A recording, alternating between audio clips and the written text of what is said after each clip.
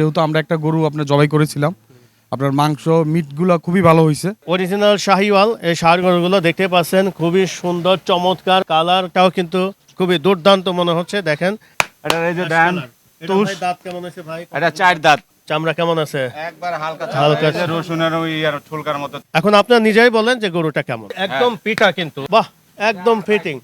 এটাও টাইট ভাই। 1,70,000 আর হচ্ছে হলো 1,60,000। এক জোড়াই দিয়া দিম আল্লাহ পাকের ইচ্ছা দিনে। চামড়াটা মনে করেন এই যে দেখেন, এই যে আছে যেগুলা চর্বি গরু, না, ঠিক এটা আছে, ভাই, এটা অনেক হ্যাঁ, কম। অনেক আপনার- অনেক পাতলা চামড়া।